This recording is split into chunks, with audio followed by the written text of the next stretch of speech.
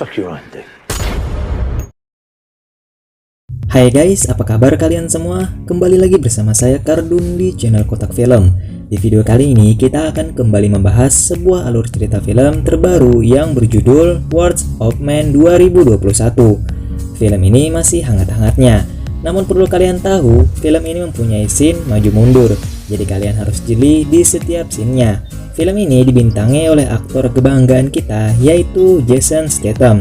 Film ini menceritakan seorang bos mafia yang menyamar menjadi petugas keamanan pengantar uang untuk mencari pelaku pembunuh anaknya.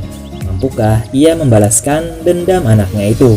Oke, sebelum kita lanjut lebih dalam ke pembahasan, bagi kalian yang suka dengan video ini silahkan subscribe aja.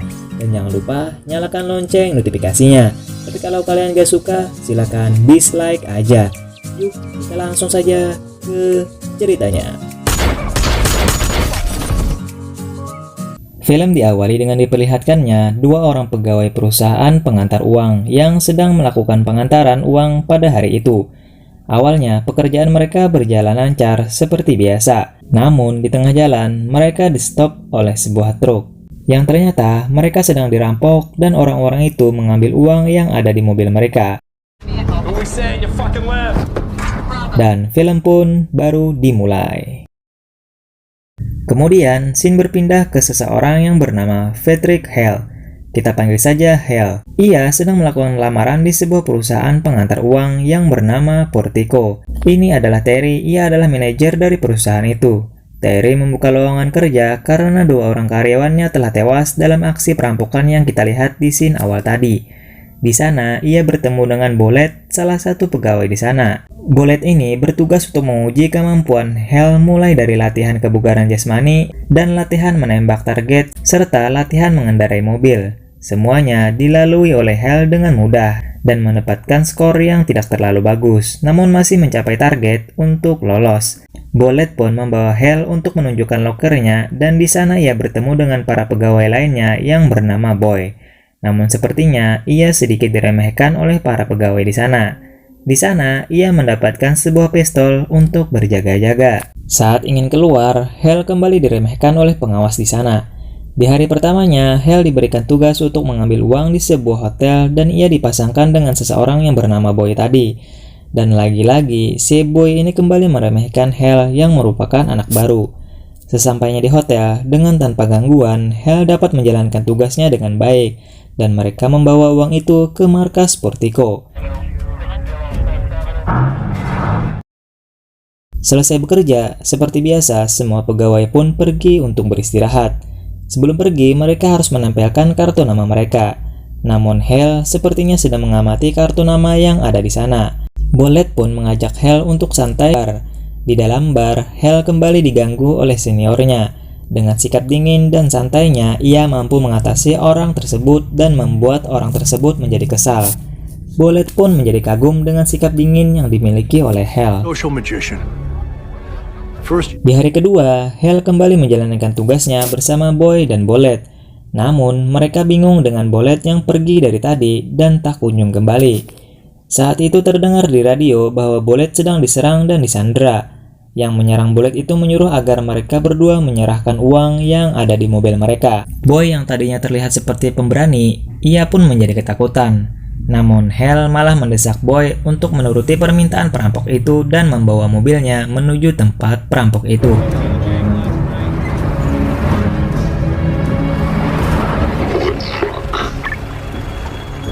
Namun saat itu, Hale menyuruh Boy untuk tetap tenang, dan Hale pun menuruti permintaan dari perampok itu.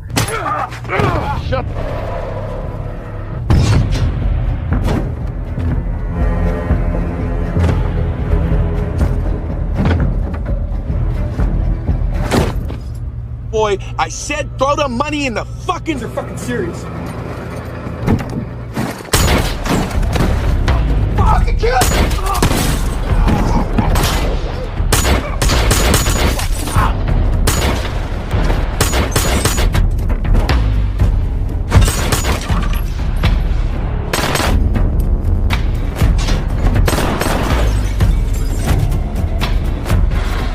Dengan santainya, Hale menghabisi semua perampok itu dan menembak kakinya.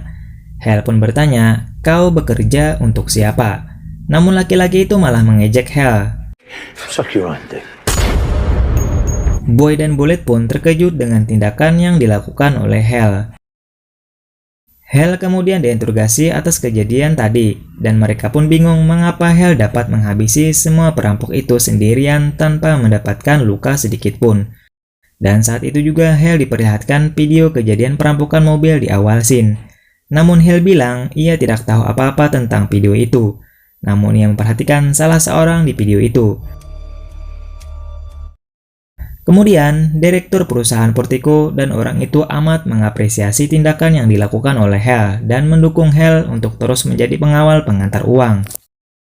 Singkat cerita, kemudian Hal sedang menerima paket berisikan informasi anggota Portico yang bernama Dana dan informasi hasil otopsi anaknya. Siapakah wanita yang memberikan paket itu? Nanti kita jelaskan ya. Di tempat kerja, ia pun langsung diberikan tepuk tangan meriah karena diberikan gelar pahlawan. Singkat cerita, 3 bulan kemudian, saat Hal dan Bullet sedang menjalankan tugas, mereka pun dirampok oleh para perampok.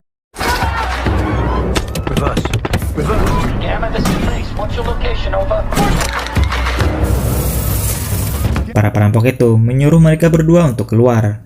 Namun saat Hal keluar dan membuka maskernya, tiba-tiba mereka semua malah kabur. Aneh bukan?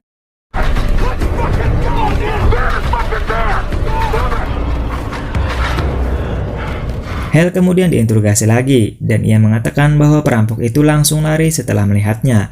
Boy dan Bullet pun membicarakan tentang hal tersebut, dan mereka mulai curiga dengan Hal. Singkat cerita, Dana pun mengajak Hal untuk berkencan. Tentu saja, kesempatan itu tidak disia-siakan oleh Hal. Setelah berada di rumah Dana, ia pun mencoba untuk menginterogasi Dana tentang uang yang ada di rumahnya, dan informasi-informasi yang lain yang diketahui oleh Dana. Namun Dana menolaknya. Tetapi Hal pun mengancam. Dana pun menjelaskan bahwa uang itu ia curi dari perusahaan pesaing Portico, dan ia bilang itu adalah biaya pensiunannya. Hal pun mengatakan bahwa kalau ada informasi, dia harus memberitahukannya kepada Hal. 5 bulan sebelumnya, terlihat Hal dan anaknya yang bernama Doggy, mereka ingin pergi ke suatu tempat. Namun Hal mendapatkan sebuah telepon bahwa ia harus mengawasi sebuah truk. Ternyata orang yang menelpon itu adalah anak buahnya. Perlu kalian tahu, dahulunya Hal adalah bos mafia. Perempuan yang mengantarkan paket informasi itu adalah salah satu sekretarisnya. Dan para perampok yang kabur saat melihat Hal itu adalah anak buahnya yang bernama Mike. Mereka tidak menyangka bahwa orang yang ada di dalam truk pembawa uang itu adalah bosnya. Tentu saja mereka langsung kabur. Kembali ke cerita. Mereka pun pergi dan Hal pun berpura-pura untuk membeli makanan agar bisa mengawasi truk itu. Saat truknya keluar, ia pun memberitahu bahwa truk itu belok ke kanan. Ternyata, truk itulah yang dirampok pada scene awal tadi. Doggy yang berada di mobil ternyata turut menjadi korban pada saat aksi perampokan tersebut. Doggy pun ditembak oleh seseorang, sedangkan Hal juga terkena tembakan.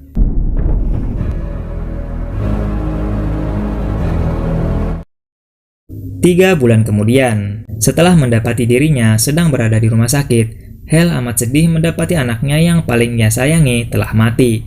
Hal pun bertemu dengan anak buahnya dan ia berencana mencari pelaku pembunuhan anaknya itu. Satu persatu preman dan para mafia yang ada di sana mereka sikat dengan maksud mencari pembunuh tersebut. Mereka pun mencari tahu nama pembunuh tersebut, menanyakan siapa yang membunuh anaknya. Dan ia memberitahukan sebuah nama, yaitu Gacy Bersaudara. Mereka pun pergi ke tempat Gacy Bersaudara, yang merupakan orang yang memiliki studio pembuatan film dewasa. Namun ternyata Gacy Bersaudara tidak melakukan pembunuhan itu.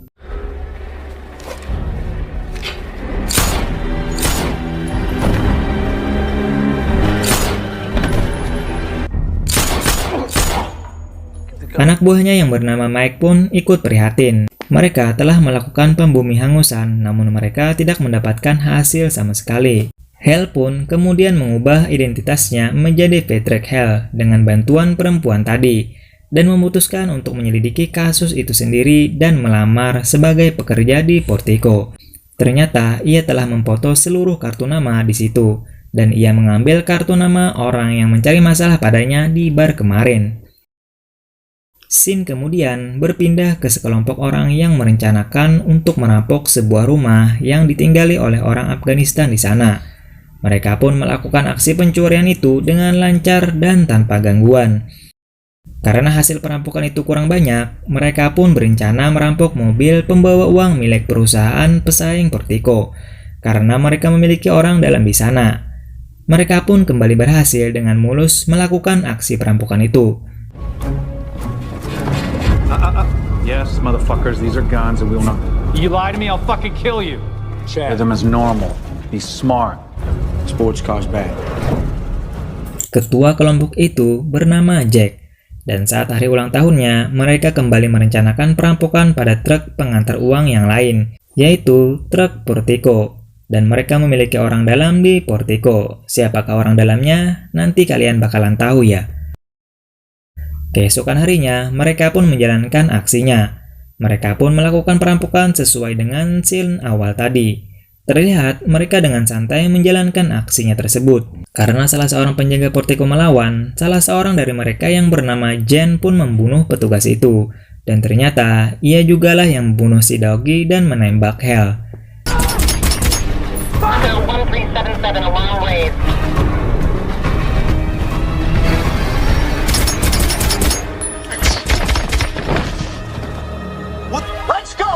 Move. Exit west fucking legs.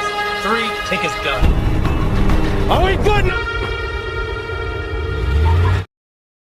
5 bulan kemudian, karena uang yang mereka curi dari truk Portico telah habis, mereka pun merencanakan pencurian besar-besaran, yaitu mencuri langsung uang dari markas Portico. Pada hari Black Friday, mereka pun langsung membuat rencananya. Keesokan harinya, Terry pun memberikan arahan kepada pegawainya tentang penjemputan uang besar-besaran yang bernama Black Friday. Dan Hell pun melakukan pekerjaannya bersama Bullet. Namun, di tengah perjalanan, Bullet pun mengaku bahwa ialah orang dalam dari kelompok pencuri tersebut dan menyuruh Hell untuk mematuhinya. Hell pun menerima tawaran dari Bullet tersebut. So do we have it? Yeah. Di perjalanan, Bullet mematikan alat pelacak di mobilnya dan membawa masuk perampok menggunakan truknya. Hell pun terlihat seperti menurut saja terhadap para perampok itu. You'll see tomorrow.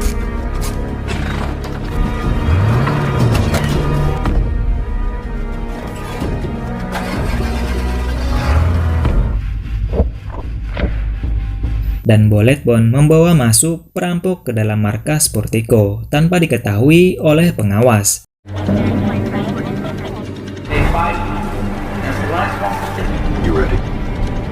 Kemudian, para perampok itu pun memulai aksinya, mulai dari menyandra Terry, Boy, beserta Hell yang mereka ikat. Weapons on the ground. It's all good and accounted for. Alright, boss. See you Answer slowly, Do what he slowly. says. Take Do that what he weapon out on says. the ground.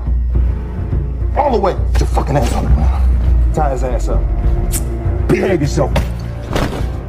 Kemudian, mereka menggunakan Bullet sebagai sandera. Tetapi, para penjaga tidak begitu mudah untuk menyerah, hingga aksi tembak-tembakan pun terjadi.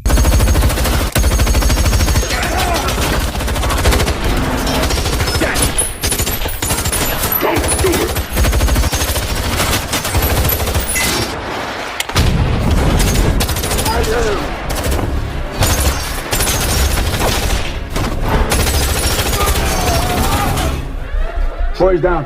Elvis, repeat. 4 is... Tough on that. Needs to be a hog tie. The guap is in here. Mereka pun mengambil uang yang ada di sana. Terlihat anggota SWAT segera datang ke sana karena telah diberitahu. Black and whites with an 18-ton cap. Hingga akhirnya, Hell berhasil membunuh salah seorang di sana. Dan ia segera membebaskan Terry dan Boy. What do you want us to do? Kemudian, Hell menyamar menjadi para perampok itu dengan menggunakan pakaian perampok tadi. Hell pun kembali membunuh salah seorang lagi dari para perampok itu. 3 is down. Di tempat persembunyiannya, Terry dan Boy harus bertahan dari serangan para perampok. here. I'm not gonna hurt you.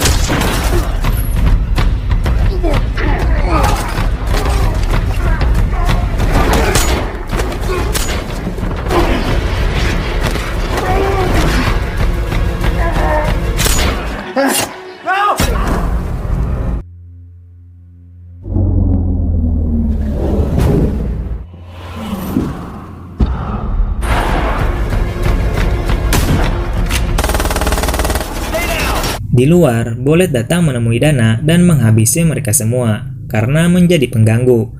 Para perampok pun berjalan menuju truk dan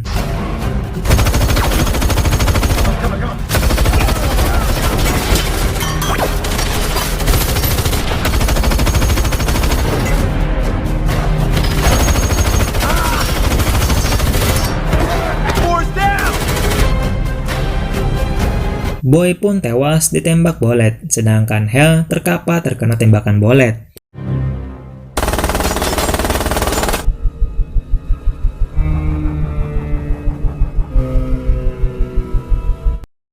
Kemudian, para perampok itu pun pergi menuju tempat yang sudah direncanakan.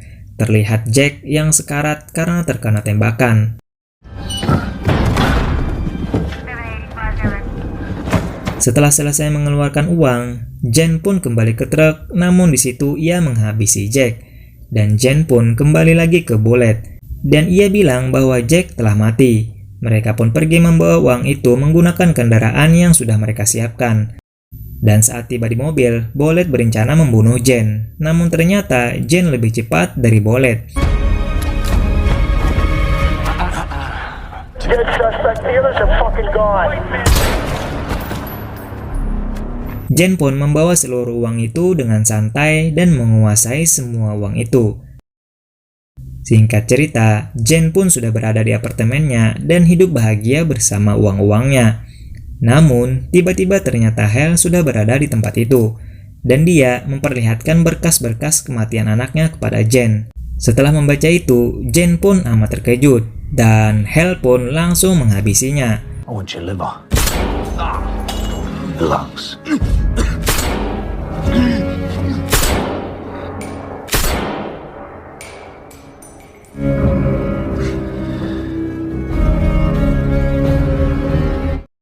Kemudian, Hell kembali menemui anak buahnya dan film pun berakhir. Ending yang tidak memuaskan. Oke, bagi kalian yang suka dengan video ini, silahkan subscribe aja dan jangan lupa nyalakan lonceng notifikasinya. Salah hilap mohon maaf, sampai bertemu lagi di next video. Dadah!